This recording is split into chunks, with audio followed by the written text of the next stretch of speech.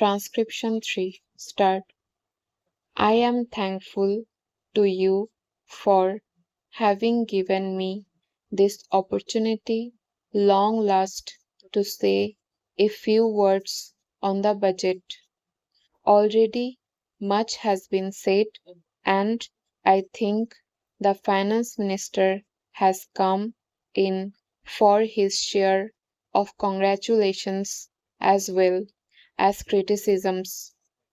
So there is not very much to say, but I should like to say a few words. The increased development expenditure and the absence of any new taxation has earned for the budget a good response even from the businessmen.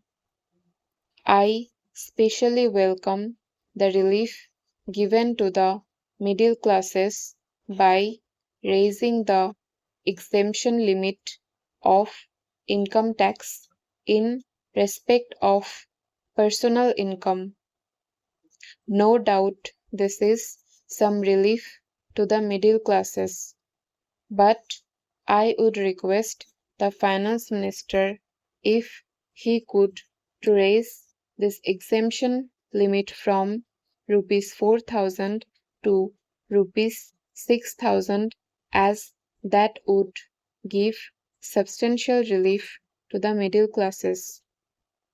I am indeed glad that the Taxation Inquiry Commission has been appointed with Dr. John Mathai as the chairman, and I am sure that many of the vexed problems may be solved through this commission. At the same time, I would request the finance minister to put off the estate duty bill for the present, since this inquiry commission has been appointed and they may go into this question. For I feel that it is not an opportune moment to put on more taxes on the people. Already, as Mr. Gargil has pointed out, there are so many taxes on the people. The people are overburdened by taxes, and they are just trying to recover their stability. So, in regard to estate duty, I would ask him to consider about it. My reason for asking it to be postponed is, as I have said, that the people are still facing economic distress, and then our government is not able to offer the amenities which other countries have, where the estate duty exists, such as free compulsory education for children, free medical aid, homes for the poor and the destitute, old age pension, etc. So, my humble suggestion is that this point may be considered by the Taxation Inquiry Commission. I agree that there is a brighter side of the picture, and that instead of continually harping on our poverty, we should also see the bright side. We are making encouraging progress towards laying the function of a welfare state. With the cooperation of all and the implementation of the 5-year plan, I am sure, sir, that we should be able to lay the foundations and fulfill the dreams of India. It is indeed encouraging to know from the finance minister that there is a tendency of lowering food prices all over the world, and in that case, the prices in our country too would be lowered.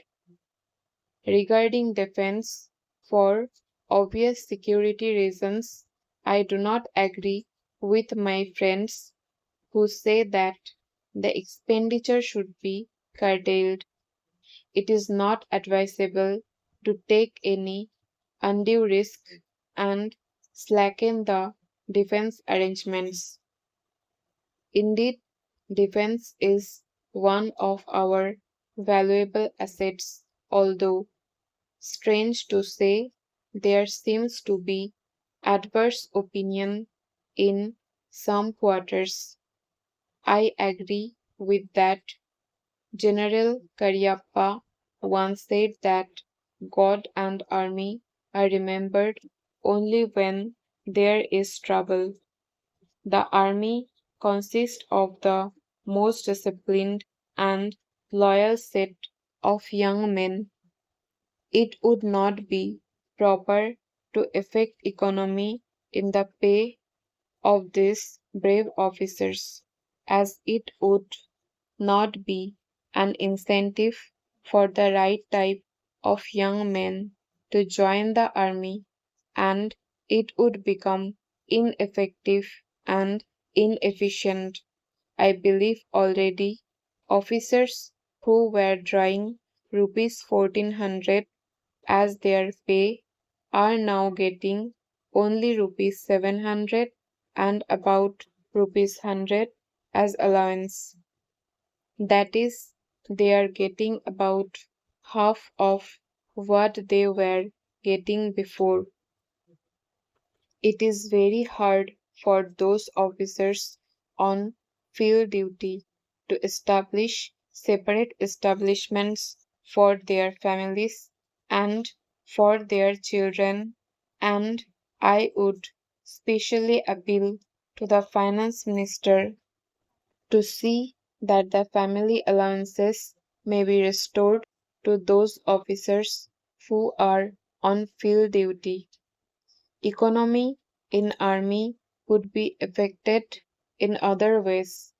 There is scope for more efficient operation of defense industries, which process seems slow, and by purchase policy of utilizing goods and stores indigenously manufactured.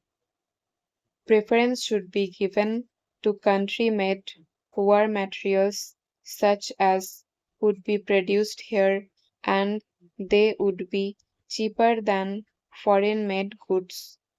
I may also suggest that the armed forces who are not on field service or under any operational commitments would be utilized for giving military training to the youths in schools and colleges, which would teach discipline and loyalty.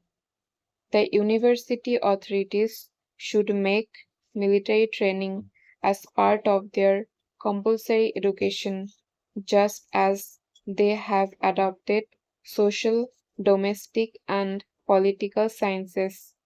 The National Cadet Corps is already inculcating military training in some universities, such as Bombay and Calcutta.